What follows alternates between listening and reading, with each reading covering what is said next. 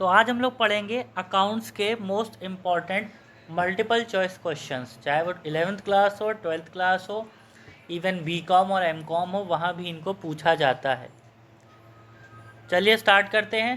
पहला क्वेश्चन है, receipt and payment account is a summary of. कह रहा है जो हमारा अकाउंट्स में रिसीट और पेमेंट अकाउंट होता है वो किसकी समरी होती है। चलिए देखते हैं। Option A, all capital receipts and payments, सभी कैपिटल रिसिट्स की और पेमेंट्स की। Option B, all revenue receipts and payments, जितनी भी हमारी रेवेन्यू रिसिट्स होती हैं या फिर जो पेमेंट्स होती हैं। Option C, all revenue capital receipts and payments, या फिर option number D, none of the above. Correct answer होगा all revenue and capital receipts and payments, option number C. Question number 2, out of the following items which one is shown in the receipt and payment account। नीचे हमारे options दे रखे हैं, उसमें पूछा गया है इनमें से कौन से ऐसे आइटम्स हैं जो हमारे रिसीट और पेमेंट अकाउंट में दिखाए जाते हैं। चलिए देखते हैं। ऑप्शन ए, आउटस्टैंडिंग सैलरीज। आउटस्टैंडिंग सैलरीज वो सैलरीज होती हैं जो सैलरी हमें पे करनी है अभी। फिर आता है हमारा डेप्रिसिएशन, फिर आते हैं हमारे लाइफ मेंबरशिप फीस, फिर आते हैं हमारे एक्रूड सब्सक्रिप्शंस। करेक्ट ऑप्शन होगा हमारा डेप्रीसिएशन, जो हम अपने मशीन्स पे या हमारे जितने भी एसेट्स होते हैं उस पे चार्ज करते हैं। अब आता है क्वेश्चन नंबर 3। क्या है question number 3? All receipts from the sale of consumable items are treated as. कह रहा है वो सभी रिसिट्स जो हम किसी भी कंज्यूमेबल आइटम्स को बेच के कमाते हैं उन्हें हम क्या बोलते हैं? उन्हें हम कहते हैं रेवेन्यू रिसिट्स। फोर्थ क्वेश्चन है, subscription received in advance during the current year is. कह रहे हैं जो सब्सक्रिप्शन हम एडवांस में रिसीव करते हैं एक करंट ईयर में, वो हमारे लिए क्या होता है? Option A, income, option B, asset, option C, liability, option D, none. तो करेक्ट ऑप्शन होगा option number C, that is liability. जो हम करंट ईयर में एडवांस में सब्सक्रिप्शन रिसीव कर रहे हैं वो हमारे लिए या हमारी कंपनी के लिए लायबिलिटी में आएगा।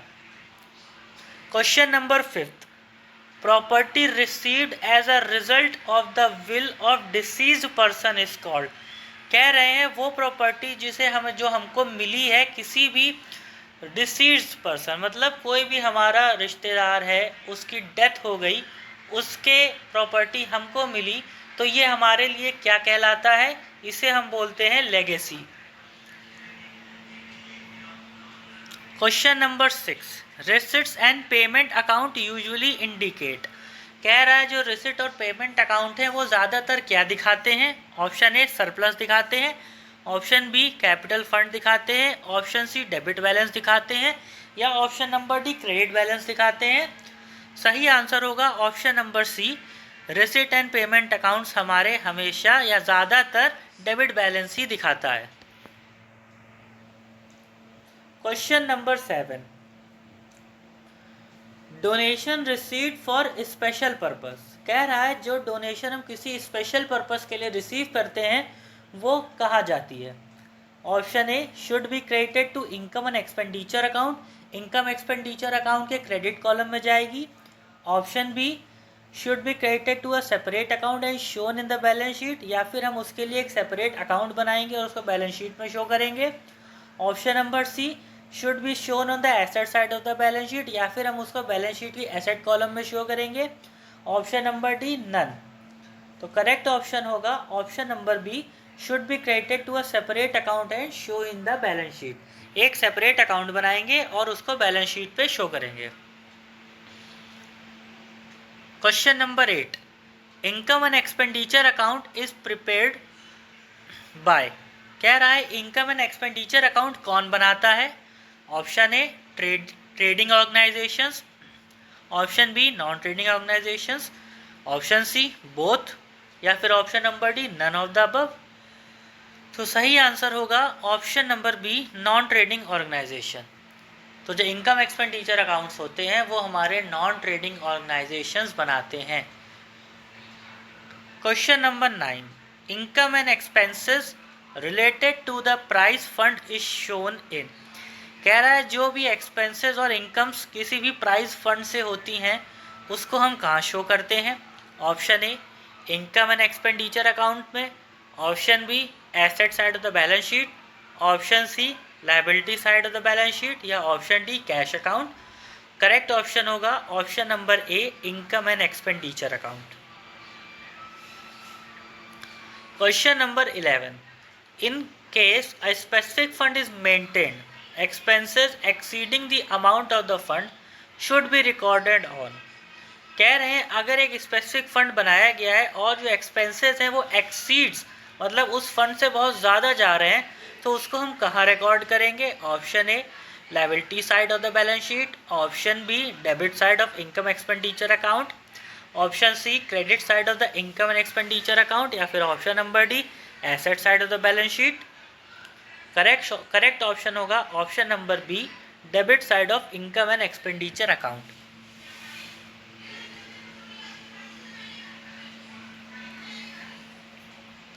Question number 12, receipts and payment accounts is a dash. कह रहा है जो रिसिट और पेमेंट अकाउंट है वो क्या है। Option A personal account, option B real account, option C nominal account, या फिर option number D none of these.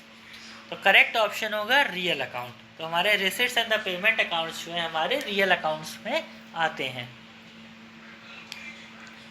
Question number 13, payment of honorarium to secretary is treated as. कह रहा है अगर हम सेक्रेटरी को कोई ऑनरेरियम पे कर रहे हैं तो उसको हम क्या ट्रीट करेंगे। Option A capital expenditure, option B revenue expenditure, option C an income, या फिर option D none. Correct option होगा revenue expenditure. Question number 14, legacies should be treated as. Legacies को हम क्या ट्रीट करते हैं। लायबिलिटी, रेवेन्यू रिसिट, इनकम, या फिर नन ऑफ अबव।